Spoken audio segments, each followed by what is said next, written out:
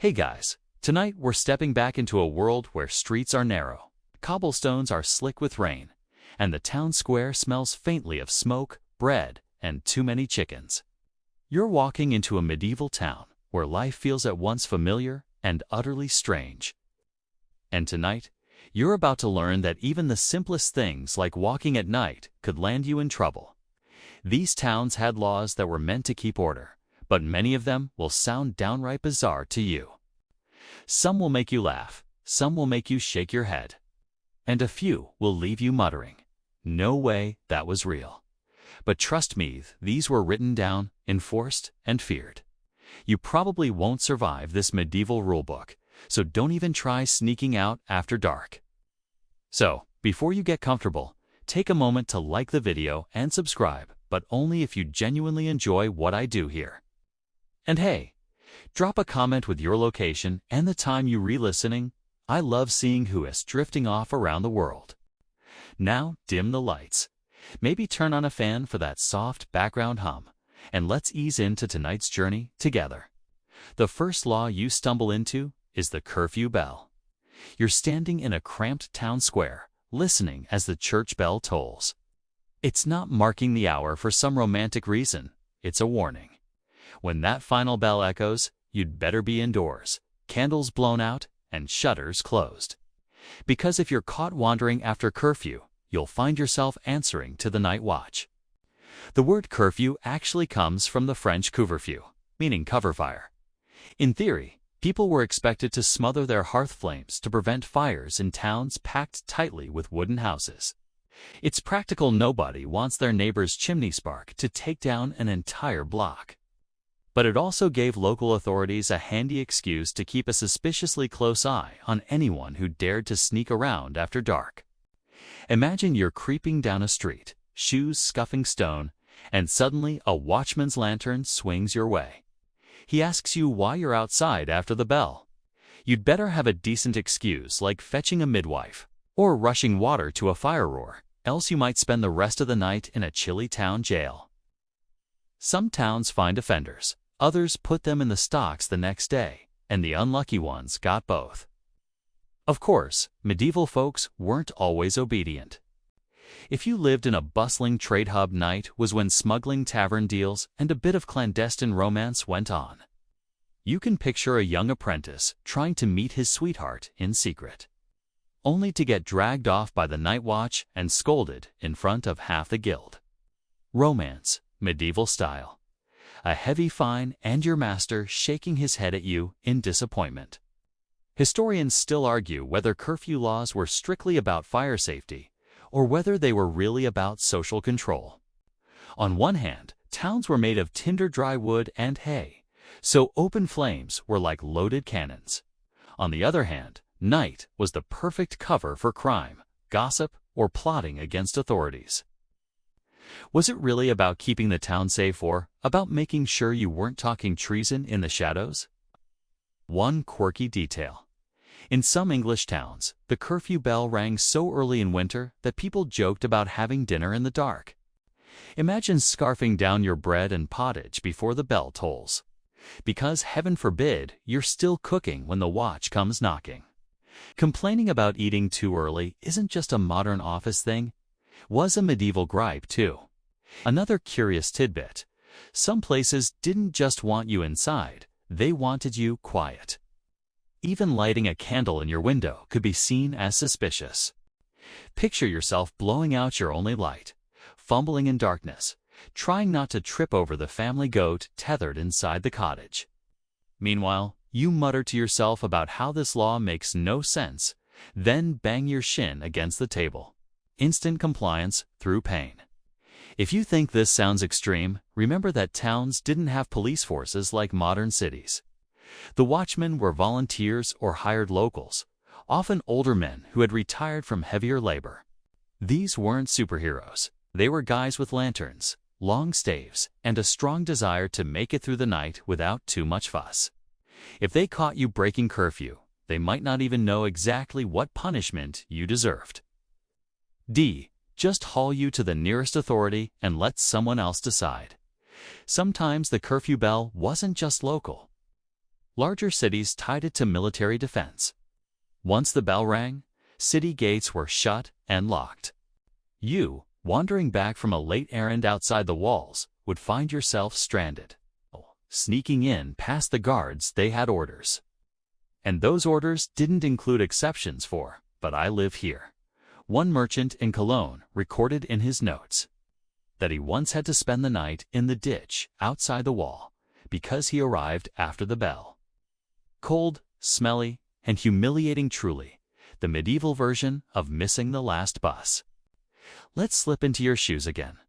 You're a miller's apprentice, late coming home because the millstone jammed and you had to stay after hours. By the time you're walking back, the sky is fully black and the curfew bell has already rung. You try sneaking past the square, but a watchman hears your step. His lantern light catches your face and he demands an explanation. Heart pounding, you try to explain about the jammed millstone. Maybe he believes you, maybe he doesn't. Either way, your master will hear about it tomorrow, and the shame will follow you like a second shadow. Here's the funny part. People being people. They tried to find loopholes. Some town records show fines against those who bribed the watch. With ale, that's right too, could slip a guard a tankard of beer and sometimes avoid the penalty. Nothing says law enforcement quite like negotiating your freedom with a frothy mug. In the colder months, the whole thing becomes even more absurd. Imagine winter nights when the bell rings at 7 p.m. You've barely cleaned up from supper before you're expected to be tucked away inside. Did everyone obey? Of course not. There were still taverns humming with late-night songs, lovers sneaking to each other's doors, smugglers carting contraband barrels of salt or wool through alleys. The laws existed, but the lived reality was more of a cat-and-mouse game between townsfolk and the watch. Historians still puzzle over how strictly these curfews were enforced. Was every late-night wanderer dragged to jail? Or were most just scolded and sent home? Surviving records lean heavily on fines and punishments because that's what got written down. Ordinary nights where nothing happened rarely made it to parchment. So, we're left guessing. Was the medieval town truly silent after the bell? Or was it just quieter, with most folks obeying and a few brave souls sneaking about? You, of course, get the immersive version.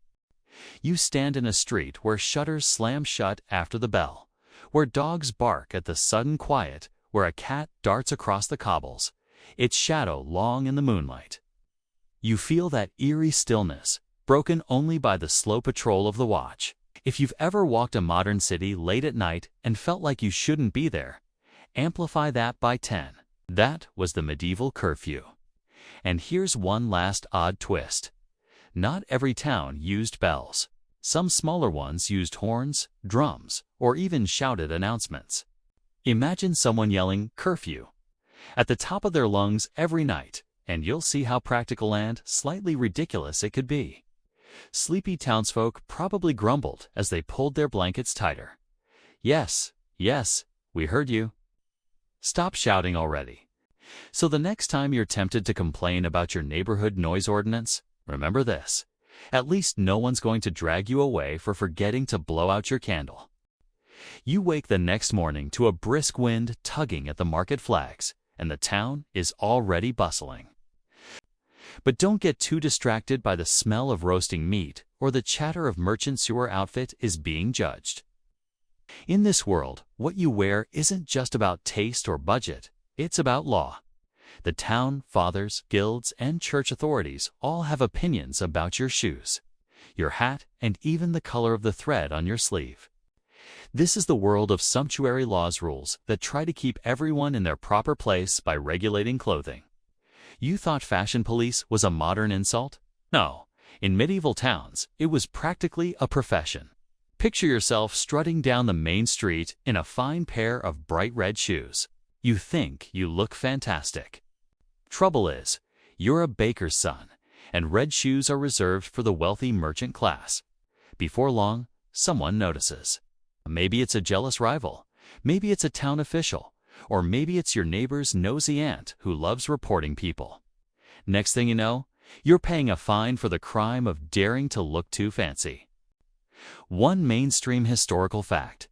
In 1363, King Edward III of England passed laws dictating that common folk couldn't wear certain fabrics like silk or fur.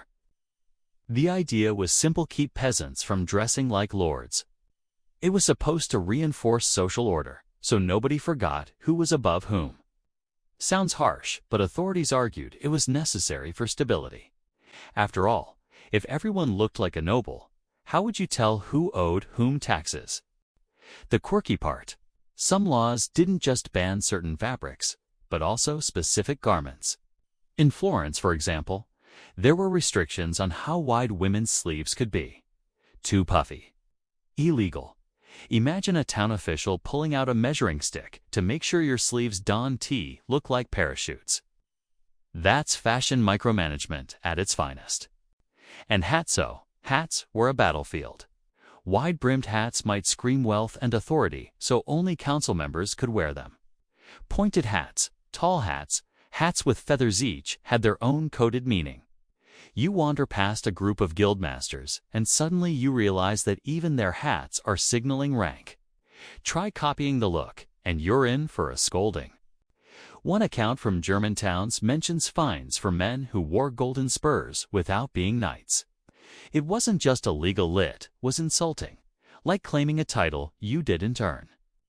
Historians still argue whether these laws were truly effective or mostly ignored. On parchment, they sound strict. In daily life, though, fashion has always been a stubborn beast. Did people sneak in forbidden trims and secret linings? Absolutely. Wealthy townsfolk sometimes flaunted the rules on purpose, daring officials to challenge them. Meanwhile, the poor sometimes wore hand-me-downs from richer relatives, risking punishment just to stay warm. Let's not forget colors. Some towns limited who could wear purple, crimson, or deep blues. Dyes were expensive, so the elite guarded them jealously. But imagine being fined because your wife dyed your tunic with too much woad, and suddenly you looked like you were impersonating royalty. That's one argument you'll lose in the kitchen. Honey, we can't afford another fine for excessive blueness. Now, here's a tidbit you'll appreciate. Shoes weren't safe either. The fashion of long, pointy shoes known as poulin spread across Europe in the late Middle Ages. Some got so long they curled back up toward the knee. Of course, laws popped up limiting how long your shoe tips could be, with strict measurements. If you were a knight, your shoes could be extravagant. If you were a cobbler's apprentice, not so much. It must have been hilarious to see officials bent over measuring footwear like medieval TSA agents. The human side of this is where it gets fun. You can imagine a young apprentice sneaking out in flashy clothes, trying to impress someone, only to get dragged home by his furious master. Do you want us bankrupt? Those sleeves are illegal. Parents probably scolded their kids for wanting forbidden fashions just like modern parents sigh over expensive sneakers. Same battle, new century. And yet these laws weren't only about social order. They were also about economics. Town councils didn't want people spending all their money on fancy clothes imported from abroad. They wanted wealth circulating locally. So sometimes, a rule wasn't, you can't wear silk because you're not noble. But you can't buy silk from that trader because it drains money from our town. In other words, the laws doubled as early protectionist trade policies camouflaged as moral discipline. Let's drop into your shoes again. Well, your legally approved ones. You're in the marketplace, browsing tunics. A clothier shows you a dazzling piece of scarlet fabric. Your heart says yes, but your brain remembers the law. Scarlet is for the mayor's family only. Do you risk it? Maybe you buy a darker shade and hope no one notices. Maybe you bribe the clothier for silence. Or maybe you sigh, grab plain brown wool, and mutter something about how unfair life is. Either way, your wardrobe is at the mercy of a law book. Here's where it gets funny. Some punishments weren't just fines. In certain towns, offenders were forced to wear their illegal clothes inside out as public shaming. Imagine strutting into church with your tunic flipped, Everyone's snickering at your rebellion. That's fashion jail, medieval edition. But enforcement could be patchy. In times of prosperity, officials turned a blind eye. During crises, they cracked down harder. Historians still argue whether these laws were more about morality. Don't be vain or pure politics. Keep peasants looking like peasants. The truth, like most things, probably lies somewhere in between. One modern aside. When you think about it, we haven't escaped sumptuary laws entirely. Dress codes in schools, uniforms in workplaces, even the occasional ban on baggy pants or crop tops, they all echo the same idea. Society wants to control how people look in public. So maybe we're not as free from medieval fashion policing as we like to think. As you wander back through the town, you see the divide clearly. Rich merchants in fur-trimmed cloaks, apprentices in simple wool, women with carefully measured sleeves. Every outfit screams status. And if you get it wrong, you're not just making a fashion faux pas, you're breaking the law. So the next time you complain about not affording the latest designer sneakers, just remember, at least nobody's fining you for sleeve width. Unless, of course, you're wearing them inside out on purpose. Then, well, you'd fit right in with these medieval rebels. The marketplace smells of warm bread, roasted herbs, and the faint tang of livestock. And you wander in, still adjusting to yesterday's fashion lesson. But soon, your attention is captured by another form of medieval law, the regulation of bread itself. You might think a loaf is just a loaf, but in these towns, bakers were under constant scrutiny. You're about to see that even something as mundane as bread could land someone in hot water, figuratively, and sometimes literally. Every town had a standard loaf size, usually measured by weight.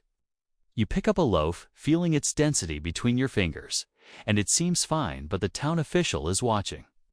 If it's too small, too light, or otherwise deemed short weight, you could be fined, flogged, or even sent to the stocks. Bakers often had to post their scales publicly, and buyers were expected to know the law well enough to complain if a loaf was in up to regulation. A mainstream historical fact.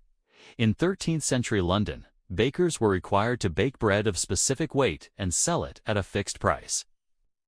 The penalties for cheating weren't trivial fines. Confiscation of goods and public humiliation were common.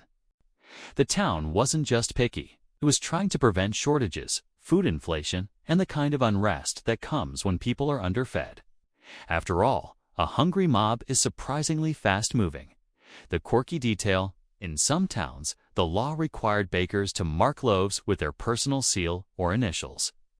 So anyone caught with short bread could be traced back to the guilty baker. Imagine the absurdity. Every loaf carries its own ID, like a medieval barcode. And some towns made it worse by having officials randomly taste loaves in the square, judging weight and texture with a practiced thumb. You can almost hear the murmurs. Too dry, too light. Oh, that's the miller's son again. Historians still argue whether these laws were about fairness or just about controlling the baker's profits. Some suggest the rules were partly moral, partly economic. Did authorities really care that bread was smaller than advertised, or were they just asserting control over a critical industry? Probably both. You follow an apprentice baker kneading dough in a corner. Flour clings to your sleeves as he explains the stakes. One underweight loaf, and you could be publicly shamed. That's why some bakers cleverly adjusted weights based on the type of bread and time of day. One historian notes that regulations sometimes allowed smaller loaves for poorer customers, an early form of social subsidy, or perhaps just a loophole for savvy bakers. The marketplace is lively, but sound is strictly monitored in some areas. Loud shouting, haggling too aggressively, or even a cart rolling over cobblestones could earn a fine. Noise and bread, you realize, are surprisingly intertwined. A baker shouting prices too loudly might risk disturbing the peace, which in turn could invalidate sales and invite inspection. One town had an inspector who was famous for bursting into bakeries unannounced, striking loaves with a stick to test their weight. You can almost hear the apprentice whispering, "Not today, please." And then there's the issue of fraudulent ingredients. Some bakers tried sneaky trick stretching dough with chalk, sand, or other filler. The law naturally frowned on this. One especially bizarre case involved a baker caught mixing ground bones into bread to add weight. Yes, bones. The punishment was severe, partly because it endangered public health, partly because it was considered a moral offense. Imagine the horror of biting into a loaf and realizing your teeth had encountered bone fragments. Definitely not gluten-free in any sense you'd appreciate today. Historians still argue whether the harshness of medieval bread laws was necessary or performative. Were officials genuinely protecting citizens from unscrupulous bakers, or were they enforcing visibility of power? Some towns allowed inspectors to crush loaves in public, ensuring the population knew someone was watching. It's control theater at its finest. Every loaf a stage, every bakery a courtroom. You wander past the rows of bakeries, observing the daily hustle. Apprentices stretch dough, kneading rhythmically while trying to avoid overworking the yeast. The scent of baking bread fills the air, comforting, yet laced with tension. One slip, one miscalculation in weight, and the baker could be publicly humiliated. Imagine the drama of a medieval cooking show, but the stakes are your livelihood and social standing. There's also a social aspect to these laws. Wealthy townsfolk sometimes tipped bakers to fudge the weight in their favor. Poorer folks might complain to the magistrate to assert fairness. The bakery becomes a microcosm of societal negotiation. Fairness, bribery, social standing, and survival, all wrapped up in flour dust. A quirky tidbit. Some towns required bakers to keep their ovens lit continuously, not for bread quality, but to demonstrate that they were prepared to bake standard loaves at any time. Forget your loaf. The town could claim negligence. You, wandering through the smoke and warmth, might accidentally inhale too deeply and find yourself coughing in solidarity with the apprentice. The more you watch, the more you realize that bread isn't just food. It's currency, social signal, and legal battleground all at once. You've seen medieval laws control candles, shoes, and streets, but bread. Bread is intimate, essential, and surprisingly contentious. Every loaf carries the weight of social order, economics, and law enforcement. You bite into a fresh, legal loaf, and it tastes like control wrapped in crust, warm and fragrant, but oddly heavy with civic responsibility. And remember, while the law seems draconian, towns needed it. A hungry, angry populace is not an ideal scenario, especially when winter approaches. Bakers were small but mighty, shaping survival in flour-dusted hands. The delicate balance between law and life, fairness and necessity, continues to fascinate historians. Was it about feeding people or about feeding authority? Most likely, a little of both. As you leave the bakery district, you notice the subtle marks of these laws everywhere: tight-packed stalls, apprentices bustling efficiently, customers counting coins carefully. Medieval bread law wasn't just a culinary matter, it was a cornerstone of civic life, enforcing order in a world that could otherwise quickly descend into chaos. So next time you complain about paying too much for a loaf at the supermarket, spare a thought for the medieval baker frantically measuring, marking and kneading under the watchful eyes of a law that considered a missing ounce a crime. You wander past the bakery, still savoring the warmth of fresh bread, and your ears catch something odd: shrieks, honks, and the unmistakable chatter of geese. You glance down a narrow alley and spot a group of children chasing ducks, while a few adults argue in hushed tones. What's going on? You're about to learn that noise was strictly regulated in medieval towns, and yes, even geese could be guilty. Noise laws might seem trivial today, but back then, they were crucial for maintaining order in densely packed streets. Imagine streets just wide enough for a cart, lined with half-timber-bird houses whose upper floors nearly touch. Every sound echoes: shouting merchant, a stray pig, or even a bell-clanging baker could create a cacophony that made life unbearable, especially at night. Town authorities implemented strict rules. No excessive yelling, no late-night musical instruments, and definitely no geese wandering freely with their honks. A mainstream historical fact. In 14th century France, certain towns imposed fines for making unreasonable noise, including singing, shouting, or beating drums at night. The idea was practical noise could disrupt rest, distract guards, and create confusion during emergencies. Now, the quirky part. In some Swiss and German towns, geese were actually tried in court for wandering into fields or causing damage. Yes, pigs, goats, and even geese were brought to a trial with a human presiding. The town clerk would record the offenses, and if the animal's owner couldn't pay restitution, punishment could extend to the animal, sometimes public whipping or banishment to the outskirts. You can picture the courtroom, a solemn judge, townsfolk murmuring, and a goose waddling nervously in front of the magistrate. Historians still argue whether these trials were meant to punish the animal, humiliate the owner, or simply serve as entertainment. Some suggest it reinforced moral lessons. Everyone must take responsibility for their property, even if that property honks incessantly. Others think it was largely performative, a quirky pageant of law meant to amuse the populace. You stroll down a quiet street, imagining a night scenario. A street singer begins performing, perhaps a lullaby for nearby windows, but the law doesn't care about charm-only decibels. A neighbor could report you, and suddenly your performance is a legal matter. Imagine your loot being confiscated while a sleepy guard complains about the unnecessary racket. It's hard to believe today, but for townsfolk who needed sleep and order, sound was law. Then there's bells. Churches weren't allowed to ring indiscriminately. A bell meant for curfew, warning of fire, or signaling a town meeting carried authority. Too many bells clashing or ringing at inappropriate hours could confuse the population or cause unnecessary panic. A curious detail.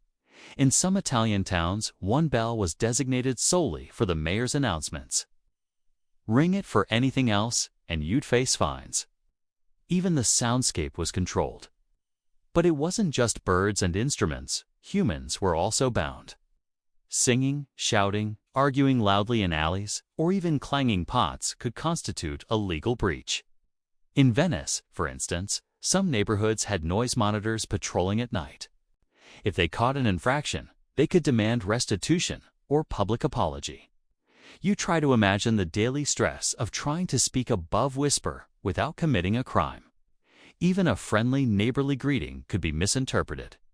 You pause at a corner and notice a cat slipping silently through the shadows.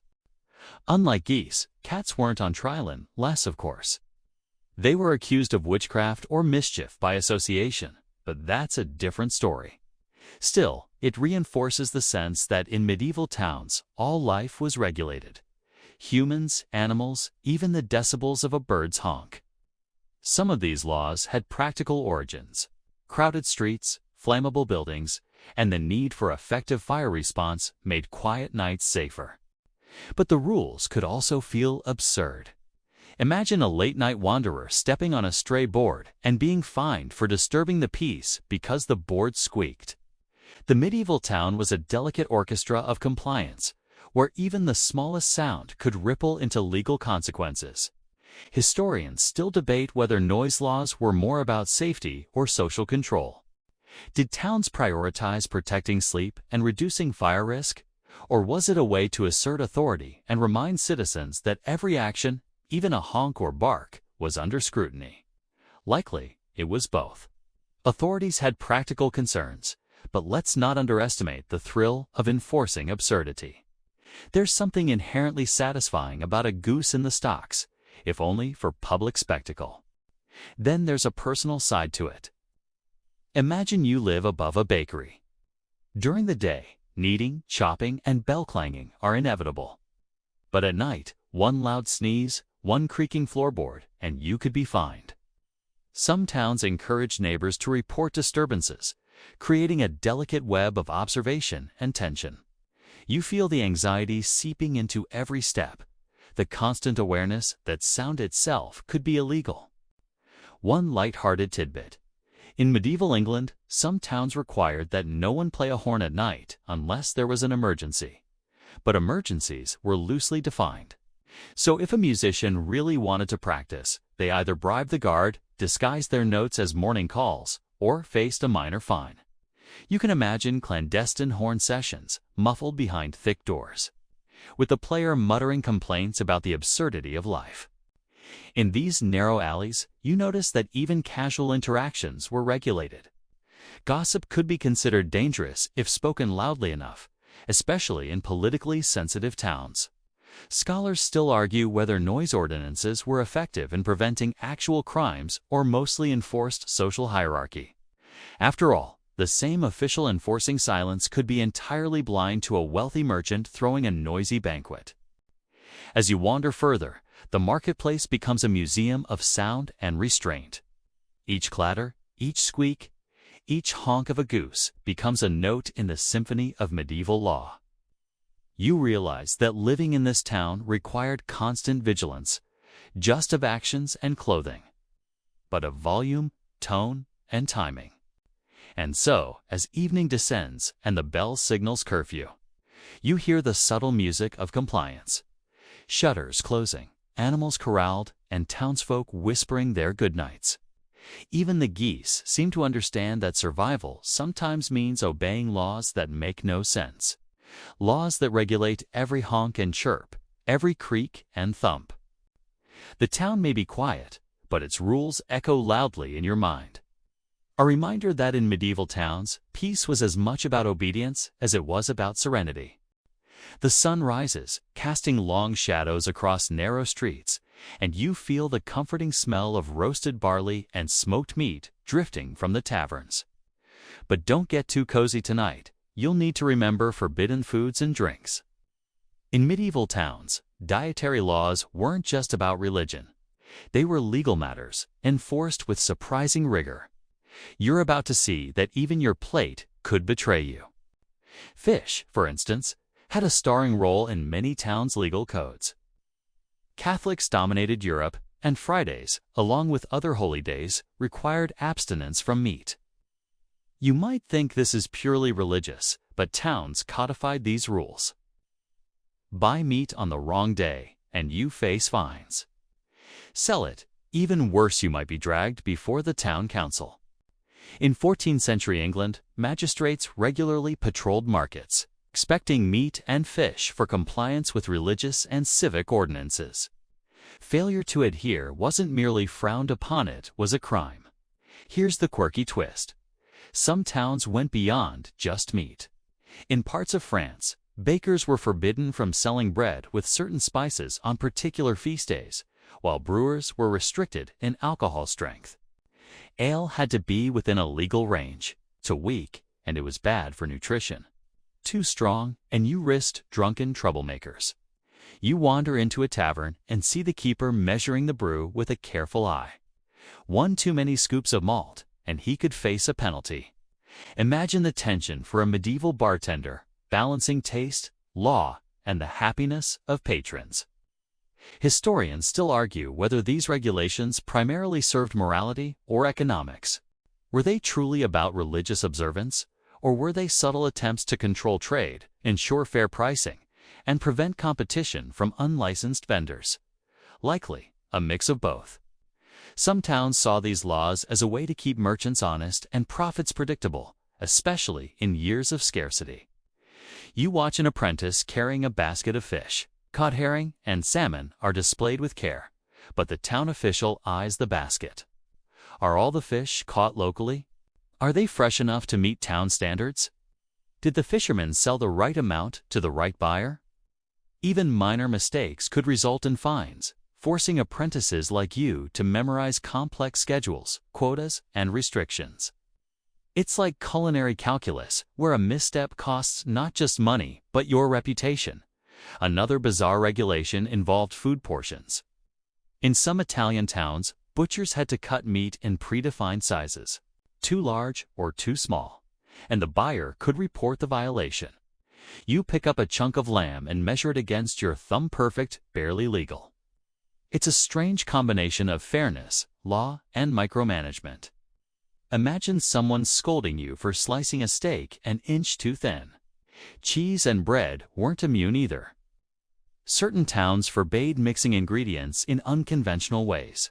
An illicit pie filling could lead to confiscation and, in extreme cases, public shaming. Picture a baker standing in the square, having to explain why she dared mix apples and pears in one pastry, as though the act were a crime against civic order. Some fines were minor. Others involved standing in stocks with a sign reading, "Here stands a lawbreaker who offended taste and law alike." Historians still debate whether these laws truly improved public health or were more about social control.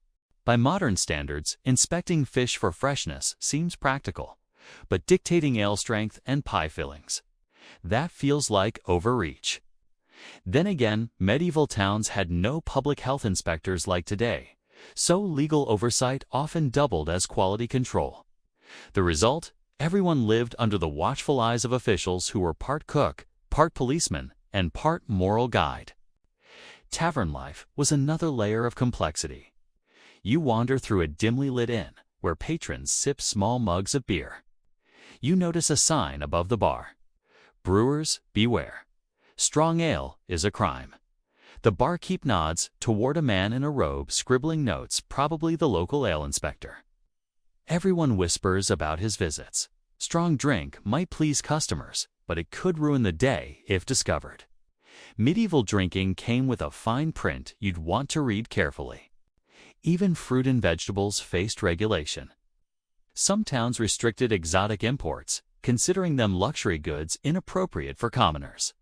An orange or banana might get you noticed not for taste, but for breaking social codes. Imagine sneaking in a forbidden mango, only to have a magistrate confiscate it while muttering about moral decay. It sounds funny now, but back then, wealth and access to food were tightly monitored, and even simple enjoyment could be criminalized. Here's another peculiar law.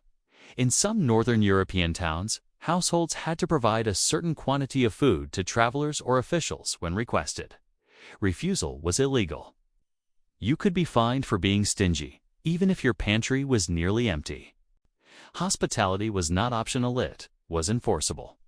And sometimes, failing to comply meant public embarrassment. Like standing in the square holding a half-empty loaf as a sign of your incompetence. Then there were drinking hours. Alehouses weren't allowed to serve past certain times. Break the rule, and your patrons risk fines, while the innkeeper could lose his license. Some towns even limited the number of customers inside, enforcing fire safety and social control simultaneously. You can picture a crowded tavern at 9 p.m. Patrons shuffled outside with mugs in hand, grumbling about medieval bureaucracy. You realize that food laws intersected with social status, religion, and survival. A wealthy merchant might circumvent rules with bribes or influence, while a humble apprentice had to follow every regulation or face punishment. Some towns even published these rules in local dialects, with illustrations, so everyone could understand what was forbidden. That's medieval public service at its quirkiest. Historians still argue whether these rules shaped behavior or simply created a culture of circumvention. Were people truly following dietary laws, or were they quietly bending them when convenient? Likely, both. Medieval towns were alive with negotiation, bribery, and strategic obedience. You sense that the next meal you eat here, even if lawful, carries the weight of centuries of social tension. As evening approaches, the aroma of roasted meats, fresh bread, and simmering stews mingles in the air. You pause, watching townsfolk scurry to prepare lawful meals for the night. Even something as mundane as eating becomes an exercise in compliance. You bite a modest piece of bread and smile, appreciating that your slice is perfectly legal, perfectly sized, and perfectly within the arcane regulations of the day. So the next time you grumble about calorie counts or portion sizes, spare a thought for the medieval diner. Every bite was a dance with the law. Every sip a negotiation with authority. And every feast a careful calculation to survive both hunger and the town magistrate's scrutiny. You wander away from the taverns, letting the mingled aromas of bread, meat, and ale fade into the distance. Your next lesson in medieval life comes with a thrum of curiosity and a twinge of disbelief. Marriage, betting, and odd customs were not merely personal choices, they were regulated by law. In medieval towns, even your private life could be subject to public rules. And yes, you're about to discover that sleeping arrangements were sometimes as politically charged as city council meetings. You pass a row of modest houses, noticing laundry strung across narrow alleys. Curtains flutter in the breeze, and you imagine what life looks like inside. It's more regulated than you might think. Towns often oversaw weddings, dictating the minimum age for marriage, who could marry whom, and even what could be worn. A peasant marrying into a merchant family had to follow specific protocols, and violations could result in fines or social ostracism. One scholar notes that in certain regions, officials actively monitored marriages to prevent unions they considered socially unequal. Imagine your neighbor marrying someone deemed too fancy and having to stand in front of the council to justify the union. Awkward, yes, but serious business. Mainstream historical fact. Marriage contracts were often registered with local authorities, not just as a matter of property and dowry, but also to ensure legal recognition. Towns collected taxes and fees on weddings, which became a source of civic revenue. It wasn't just moral policing, it was a way to organize society, enforce economic agreements, and ensure everyone understood the social hierarchy. The quirky part. Some towns imposed bedding taxes. Yes, the very sheets, blankets, and bed frames you slept on could be taxed.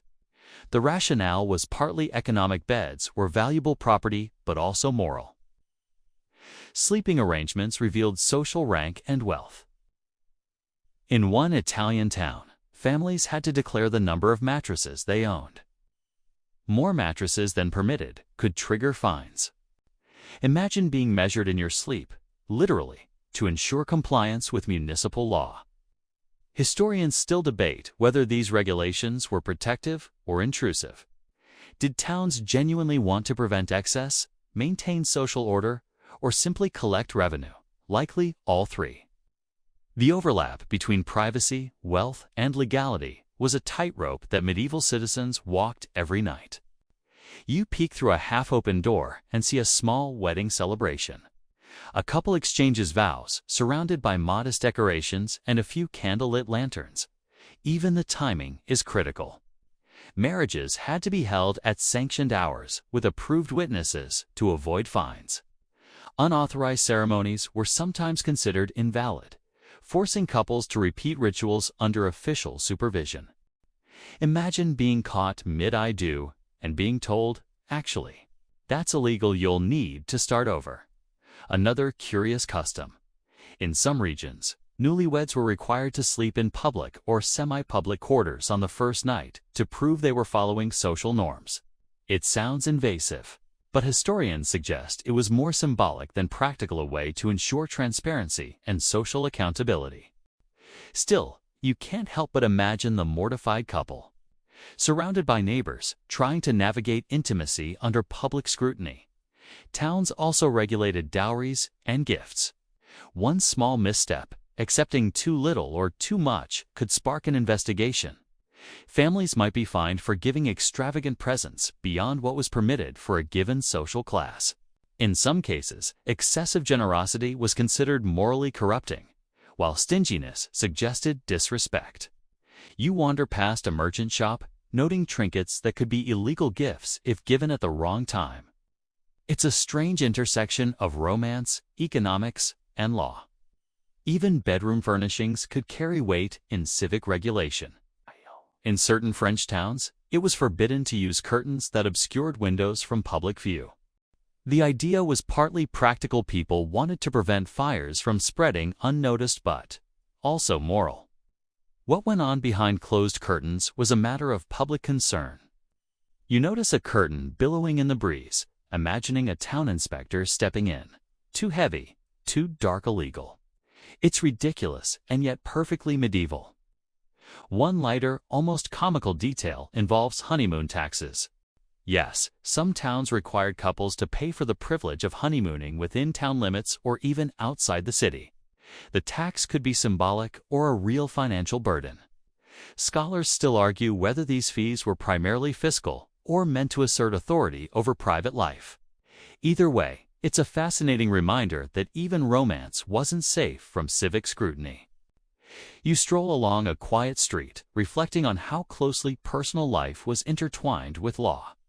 You realize medieval towns weren't just regulating public order, they were dictating the rhythm of intimacy, privacy, and domestic life. Every wedding, every bed, every gift could be a legal event, turning even love into a civic transaction. Another oddity. Some towns dictated who could cohabit before marriage. Sleeping under the same roof as an unmarried partner could bring fines or even public humiliation. Imagine sneaking around alleyways, hoping no one notices, or carefully explaining to an inspector why your arrangements are entirely innocent. The tension between human desire and legal obligation becomes tangibly felt in every narrow lane, every shuttered window. Historians still debate whether these intimate laws actually shaped behavior or were mostly symbolic. Did people truly follow rules about sleeping and marriage, or were they quietly bending them when convenient? Evidence suggests both. Some citizens obeyed rigorously, while others creatively skirted the law, using back rooms, hidden beds, or timing tricks. It's a fascinating study in resilience and cunning. As evening falls, lanterns cast a gentle glow across the town. You imagine newlyweds settling into their modest, law-compliant beds, families carefully counting dowries, and households adjusting curtains to avoid fines. The streets are quiet, but alive with the weight of law's subtle hum that shapes life as much as architecture, guilds, and trade. In medieval towns, even love had rules, and even sleep required compliance. You breathe in the soft evening air, realizing that what seems private today, marriage, bedding, domestic choices, was once under the watchful eye of civic authority. It's humbling, slightly absurd, and utterly captivating. Every sigh, every whisper, every bed becomes a thread in the tapestry of medieval order. The night stretches on, and you drift through the marketplace again, where the hum of commerce mixes with the clink of scales and the shuffle of carts. Tonight, though, you notice something sharper in the air, not the smell of fish or the call of merchants, but the quiet dread of markets, waits, and witchy accusations. Because here, in these bustling squares, justice is measured not only in ounces of grain, but in whispers of superstition. Picture yourself as an apprentice standing by your master's stall. You've stacked cabbages neatly, arranged carrots in tidy rows, and prepared a scale for measuring grain. The customers are many, but their eyes focus on one thing: fairness. Medieval markets lived and died by their reputation for honesty, which is why towns made strict laws about weights and measures. Cheating a customer could get you fined, whipped, or banned from selling again. That little bronze weight on the scale carried the same legal force as the king's seal. Mainstream historical fact. Towns across Europe created official standard weights and measures, often kept in churches or town halls. Merchants were required to calibrate their scales against these standards, sometimes under public ceremony. Failure to comply meant not only legal punishment, but social disgrace. Imagine queuing up with your scale in front of the church, nervously hoping it balanced perfectly against the master weight like a medieval math exam with higher stakes. But here comes the quirky twist. In some places, cheating with weights wasn't just fraud, could be equated with sorcery. That's right, if you shaved a few ounces off a bag of grain, townsfolk might not only accuse you of dishonesty, but of invoking dark powers to deceive. Peddlers who consistently lost weight on their scales were suspected of witchcraft, their tools confiscated and burned as though cursed. You stand there, watching a woman accused of selling short loaves. Is she a crooked baker, or is she, as her neighbors whisper, in league with the devil? The line between fraud and witchcraft is alarmingly thin. Historians still argue whether these accusations were born of genuine belief or were simply convenient weapons in market rivalries. Did people really think faulty scales were enchanted, or was witchcraft just an easy way to eliminate competition? Evidence suggests both. Some believed wholeheartedly in magic. Others wielded the accusation like a medieval Yelp review, deadly effective and hard to contest. You glance at a stall selling spices: cinnamon, saffron, pepper. These were precious imports, often worth their weight in silver. Town laws closely regulated their sale, since adulteration was common. Mix sawdust with pepper, and you could earn both a profit and a fine. In extreme cases, officials made culprits swallow their adulterated goods as punishment. Imagine standing in the square, forced to eat a bowl of your own fake saffron. Not exactly the Michelin star experience. Markets weren't just about food. Cloth sellers, too, faced heavy regulation. The width of a bolt of fabric was standardized, so tailors could predict exactly how much material they'd get. Try shaving a few inches off, and you'd face public humiliation. Officials carried wooden rods to measure fabric in front of customers, and any discrepancy sparked outrage. You can almost hear a cloth merchant sigh. It shrank in the wash, I swear. The atmosphere of the marketplace was tense, alive with suspicion. Every transaction was a balancing act between trust and accusation. Children darted between stalls. Women haggled over loaves, and officials stalked the alleys with measuring rods and iron weights. It wasn't just commerce. It was theater, law, and survival, all in one. Here's another peculiar custom. Some towns allowed trial by tasting. If a vendor was accused of cheating with beer or wine, the council might order townsfolk to taste the product publicly. Too weak, and the brewer was fined. Too strong, and the brewer faced penalties for encouraging drunkenness. Imagine a line of locals eagerly sipping free ale, secretly hoping it's just strong enough to get the brewer in trouble. Historians still debate whether these tasting rituals were effective regulation or just excuses for community gossip sessions. One scholar suggests they were more about reinforcing social bonds than actual enforcement. Way to involve everyone in justice while enjoying a free drink. Another insists they were genuine attempts at consumer protection. You sip from an imaginary mug and can't decide. Is this law or is it happy hour? Sometimes the punishments were theatrical. A butcher caught selling rotten meat might be forced to parade through the streets carrying the stinking carcass while townsfolk jeered. A baker with short loaves might be strapped to a cart and wheeled around, his bread tied around his neck like a shameful necklace. Imagine your bad batch of muffins becoming part of a legal sentence. At the darker end of the spectrum, accusations could spiral. A woman who consistently sold small portions of cheese might first be fined, then shunned, and finally denounced as a witch. Once that word entered the conversation, things rarely ended well. You feel the chill of suspicion, realizing how easily an ordinary act of dishonesty, or even an innocent mistake, could drag someone into the dangerous realm of superstition. The market itself reflects these anxieties. You notice how stalls are arranged with wide lanes for inspectors to patrol. You hear the clatter of coins in official boxes, ensuring all taxes are paid. And above it all, the town bell rings to signal opening and closing hours, binding commerce to the rhythm of civic order. Even animals could be drawn into the fray. Chickens that pecked at customers' goods might be confiscated. Dogs wandering the market unsupervised could be culled. There's a surreal sense that every object, every living being, every ounce of food is weighed not just by scales, but by law. You feel the hum of regulation vibrating through the square, as though the cobblestones themselves enforce honesty. Historians still argue whether these strict measures created genuine fairness or simply perpetuated inequality. Did the wealthy merchants escape punishment with bribes, while small vendors suffered harsh sentences? Likely yes. Yet, in theory, these rules promised protection for the poor, ensuring they got a full loaf of bread or a fair measure of grain. The contradiction lingers.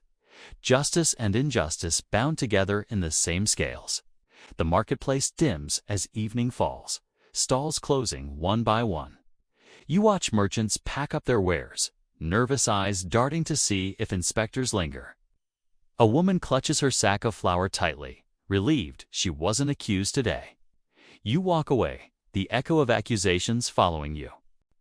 Fraud, sorcery, superstition, they blend into the rhythm of medieval town life, a rhythm measured not only in pounds and ounces, but in fear and suspicion.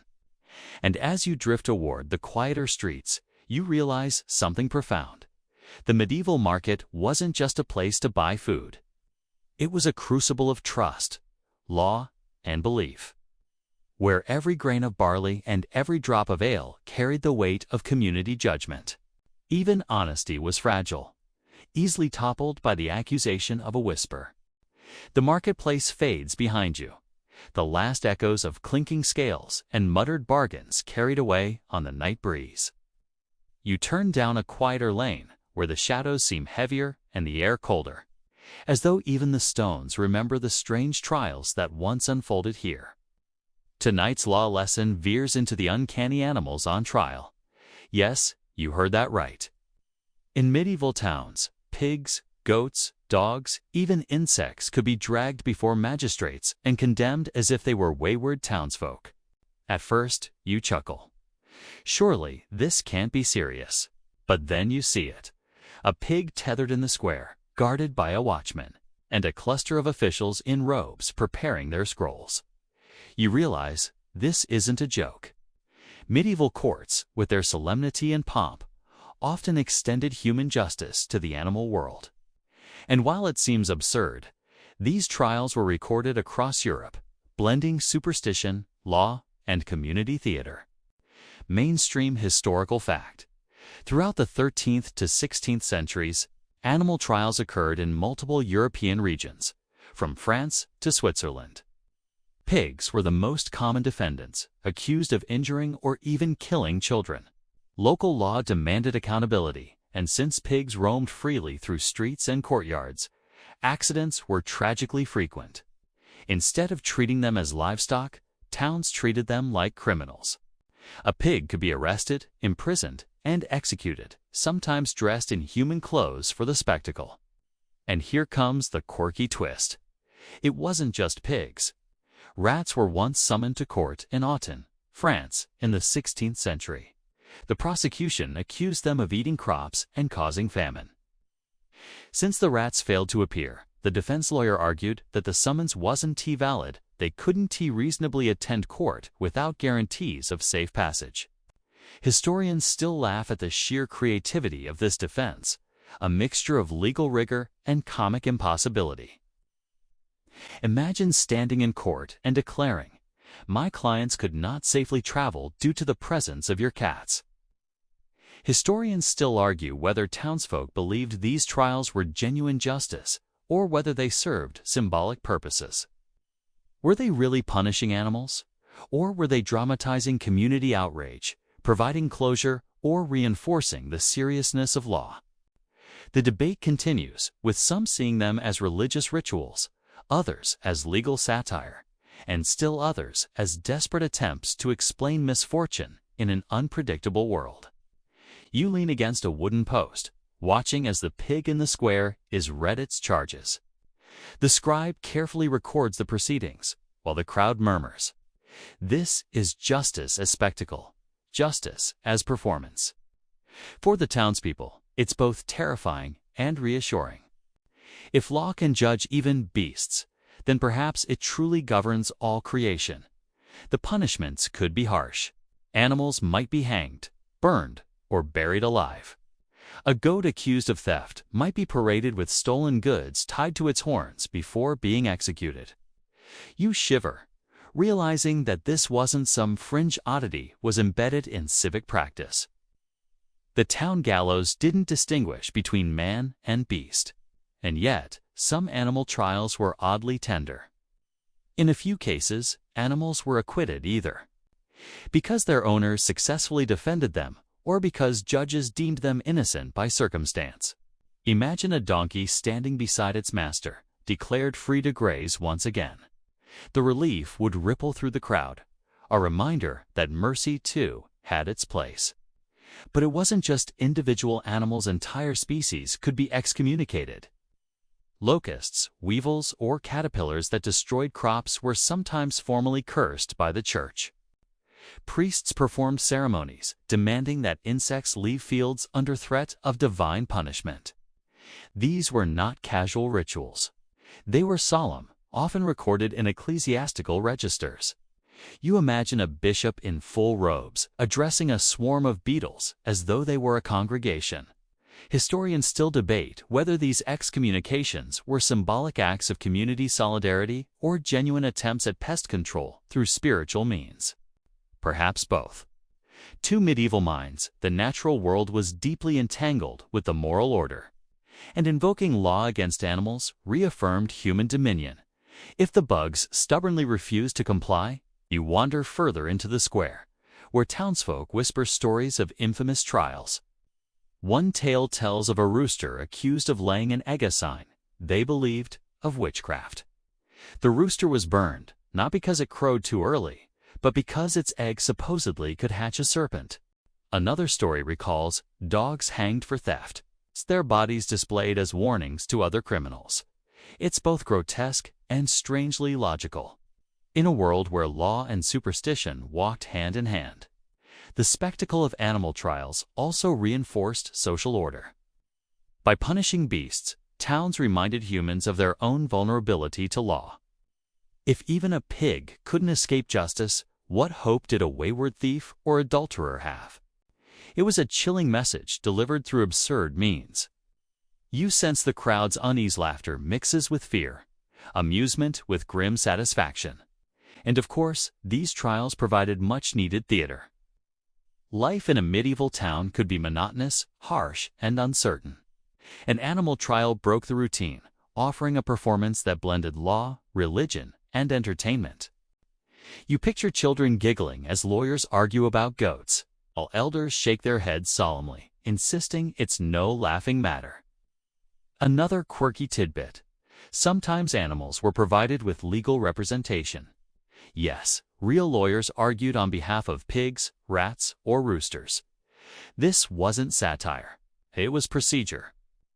The defense might claim that the animal was provoked, or that its crime was the fault of negligent owners. You can almost hear the lawyer's voice. "Ladies and gentlemen of the court, my client is merely a pig. It acted as pigs do, rooting and biting when threatened."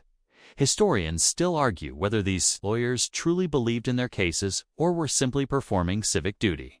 Perhaps both. For some, it was a chance to display wit and legal skill. For others, it was an obligation that reinforced the legitimacy of law itself. Either way, the very existence of animal lawyers reveals a fascinating commitment to formality. Even when the content seems absurd, you leave the square unsettled but oddly impressed. Medieval law was thorough, sometimes frighteningly so. It extended its reach into corners of life we can hardly imagine today. Animals, insects, and even imagined creatures weren't outside its grasp. Law was universal, binding not just humans but the entire living world. The cobblestones echo under your feet, and you can almost hear the voices of those long-ago trials. The prosecutor denouncing a pig, the defense pleading for a rat, the judge solemnly passing sentence. It's surreal, comical, and tragic all at once. You realize that medieval justice wasn't simply about order, it was about meaning. By placing animals on trial, towns expressed their fear of chaos, their longing for control, and their belief that law, however flawed, could shape even the most unpredictable parts of life. And so, as night deepens, you step back into the shadows, leaving behind a square where pigs once stood guilty, where rats were summoned but never came, and where beetles were cursed with the same solemnity as sinners. You smile faintly, shaking your head. Medieval towns were strange indeed, but in their strangeness lies the very heartbeat of history. The cobblestones lead you uphill now, toward the looming silhouette of battlements and towers. You hear the wind tugging at banners, the creak of wooden gates, and the low splash of water against a moat. Tonight, you're brushing against the laws of walls, moats, and absurd defenses regulations that demanded every townsperson shoulder the burden of fortification, whether or not they fancied themselves soldiers. You pause at the gatehouse, noticing how stout its timbers look in the flickering torchlight. These gates weren't simply civic pride. They were obligations written into law. Town charters often required citizens to contribute labor, money, or materials to maintain walls, bridges, and moats. If you were a baker, you might still be told to haul stones. If you were a tanner, you might find yourself knee-deep in mud, shoring up a ditch instead of scraping hides. Survival depended on collective effort, and law made sure no one wriggled out of it. Mainstream historical fact. In many towns, murage taxes were levied special duties on goods sold in the market, earmarked for wall construction and repair. Murage charters survive from places like York and Oxford, detailing exactly how much was collected and how it must be spent. In theory, your daily purchases kept the walls standing tall. In practice, you've probably muttered about the price of bread going up again, blaming those pesky stones around town. But here's the quirky twist. Some laws required personal maintenance of defenses. In certain German towns, every household was responsible for a section of wall. Fail to repair your allotted portion, and you could face fines, or worse, public shame. Imagine standing in the square while your neighbors glare at you, knowing their safety depends on your laziness. One scholar even notes that towns sometimes placed name plaques on wall segments, like medieval, sponsored by signs, to track responsibility. You stroll past one, half imagining it reads, "This crumbling bit of masonry, brought to you by Hans the baker." Who really should fix it? Historians still argue whether these duties fostered unity or resentment. Did communal defense build bonds, or did it breed endless finger-pointing? Likely both. The town wall was both a shield and a burden, something everyone relied on, but no one particularly wanted to maintain. You climb onto the ramparts and feel the chill wind across your face.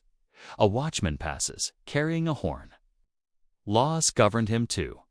Towns dictated shifts, duties, and even the number of times he had to patrol each hour. If he fell asleep, he could be fined or beaten. In some places, sleeping guards were hung beside the very gates they failed to protect, a gruesome reminder of vigilance. You glance nervously at the yawning darkness beyond the moat, suddenly sympathetic to the poor fellow shivering in the night. Another peculiar law. Towns often required citizens to own weapons. Even if you were a shoemaker with no interest in combat, statutes demanded you keep a spear, bow, or at least a club. Inspectors sometimes visited homes to ensure compliance, much like modern fire safety checks. Woe betide the family without a functioning crossbow. You'd be fined, shamed, or both. The absurdity is palpable. You picture yourself tripping over a badly strung bow in your tiny kitchen, muttering that you'd rather just bake pies. Moats, too, were tightly regulated. They weren't just water features. They were legal zones. Laws forbade dumping waste into them, though let's be honest, people still did. Towns feared pollution, weakening the defenses, or spreading disease. Violators might be fined heavily, especially if their garbage clogged a water channel. Imagine standing before the council, trying to explain why your chamber pot ended up floating beneath the drawbridge. Not exactly the legacy you'd want. Bridges had their own peculiar regulations. Some towns required each guild to maintain a specific bridge section, ensuring traffic flowed smoothly. Failure to repair a broken plank meant accidents, lawsuits, and angry neighbors. Picture a cart of turnips crashing through rotten boards, while the Guild of Butchers swears it was supposed to be the weaver's problem. Medieval bureaucracy at its finest. And then there were the stranger defenses. In a few towns, ordinances required citizens to keep boiling oil or pitch ready for sieges. Families were instructed to store cauldrons, lest attackers breach the gates. You glance at a household hearth and imagine a weary mother stirring stew in one pot and pitch in another. Dinner and defense, side by side.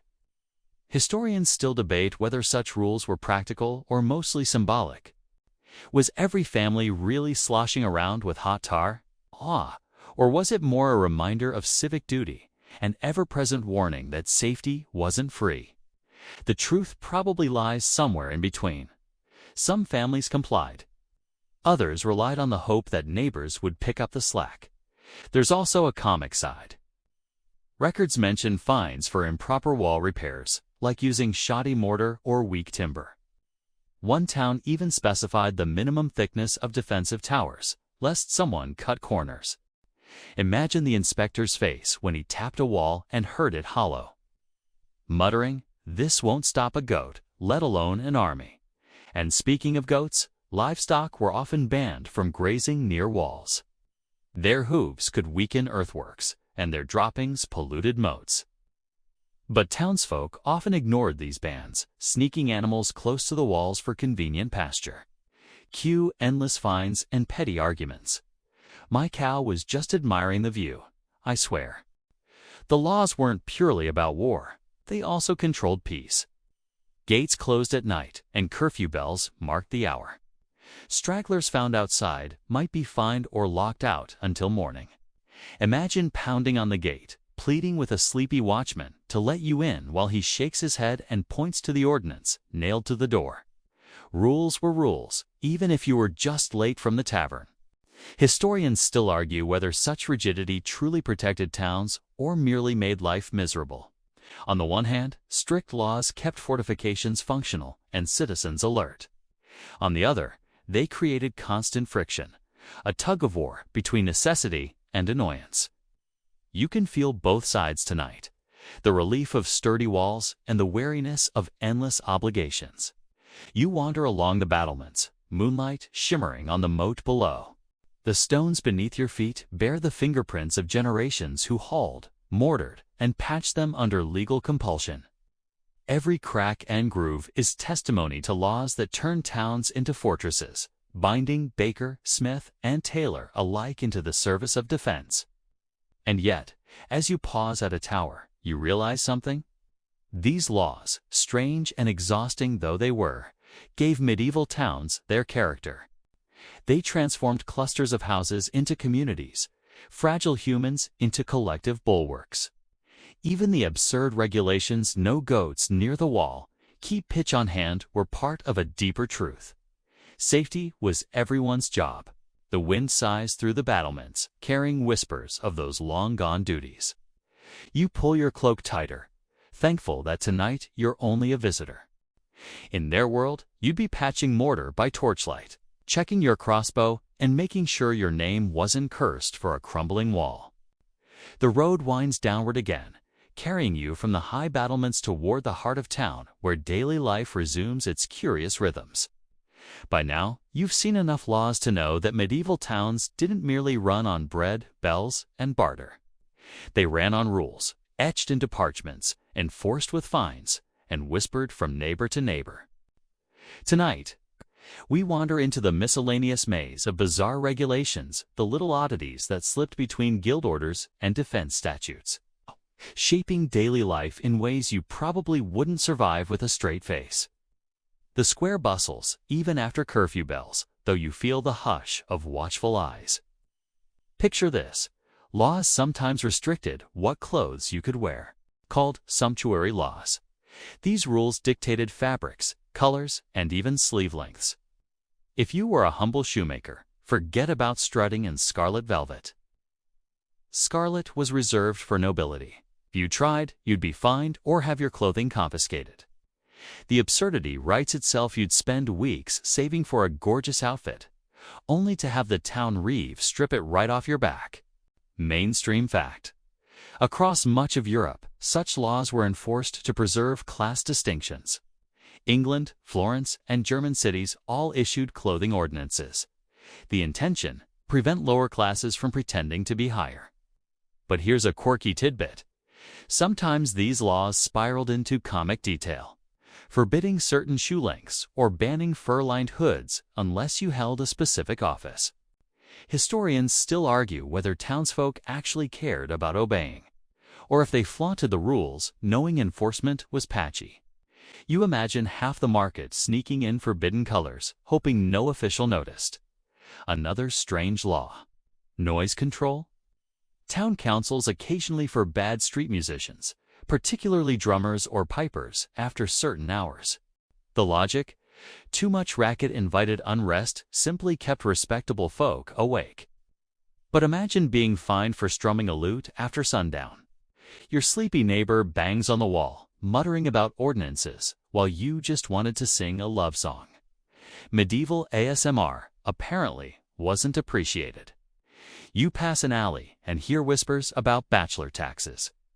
In some towns, unmarried men had to pay extra levies. The logic being they weren't supporting families, yet still enjoyed the town's protection. It was a fiscal nudge to encourage marriage or, cynically, just another way to wring coins. You picture yourself standing before the clerk, explaining you simply hadn't found the right person. Only to be told, well then, sir, pay double for being picky. Food regulations also bloomed with peculiar strictness. Bakers, of course, were bound by the size of bread, but other trades weren't spared.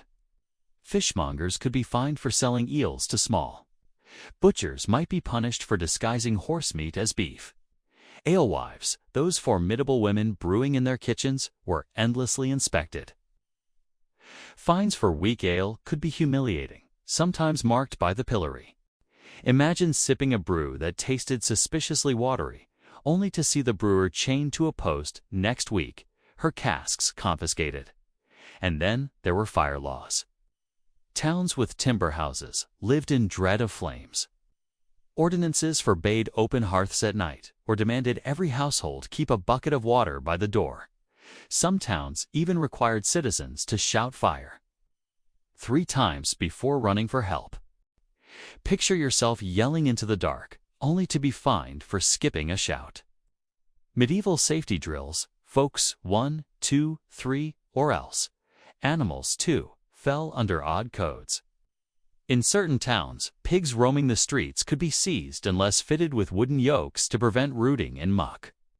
If your pig injured someone, you were liable. But sometimes, the pig itself was put on trial, with full ceremony judges, witnesses, and a guilty verdict. You glance into a pen tonight, half expecting to see a hog wearing shackles, awaiting sentencing.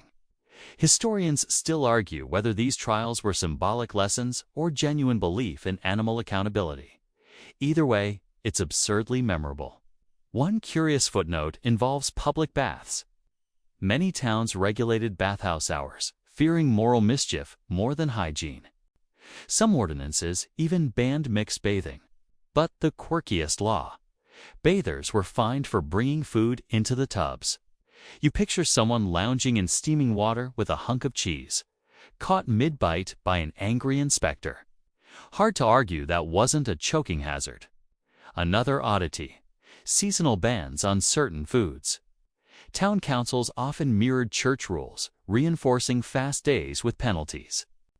Eat meat during Lent, and you might find yourself fined or forced into public penance. Yet historians still argue whether most people followed these bans sincerely, or whether officials quietly looked away when markets bustled with forbidden sausages. Human nature, after all, tends to sneak in supper. And don't forget procession laws. Towns loved parades, religious feasts, guild marches, or royal visits.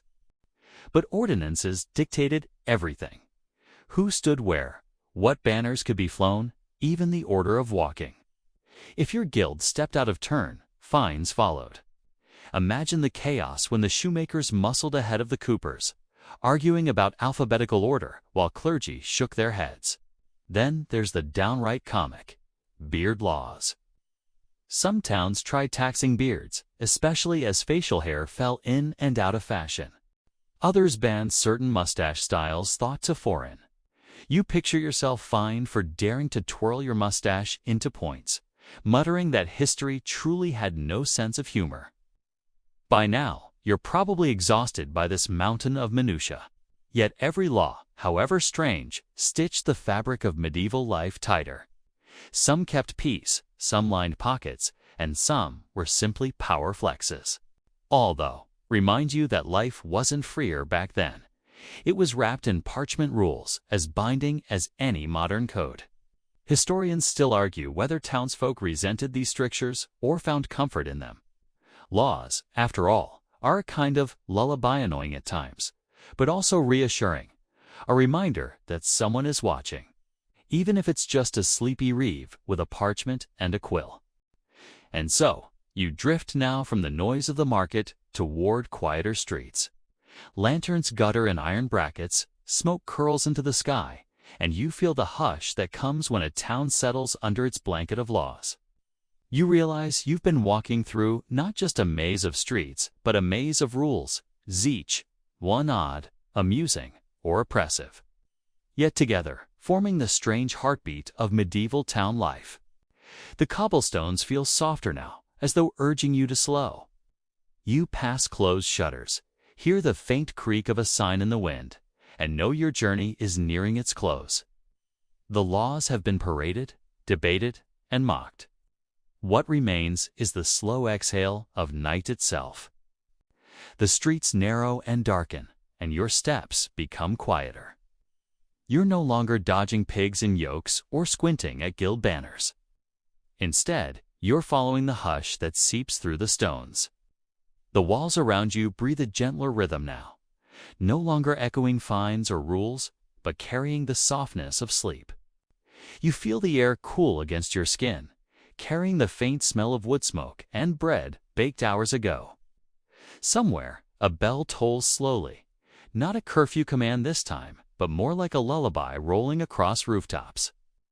The sound spreads, widening, softening, reminding you that even the strictest laws give way to silence in the end. You picture the townsfolk resting, the baker curled near his cooling oven, the reeve finally setting down his ink-stained quill, the weary guards leaning against spears as their eyes grow heavy. Their world of rules can wait for morning. Tonight, even fines, taxes, and bans are asleep. Your own breathing falls into rhythm with the quiet, steady, and even. The cobbles blur beneath your steps, until you're not really walking anymore, you're simply drifting. As though the town itself has picked you up and is carrying you softly onward. The lights dim, the alleys fade, and you are left with the simplest truth. No law here can bind you now. You're free to close your eyes, to slip away from parchment and penalty, to surrender to the night that welcomes everyone without judgment. So let yourself rest. Let the hush of medieval towns wrap around you, stranger and softer than you expected. And as you drift into sleep, remember, the oddest rules are behind you, and the only rule now is peace.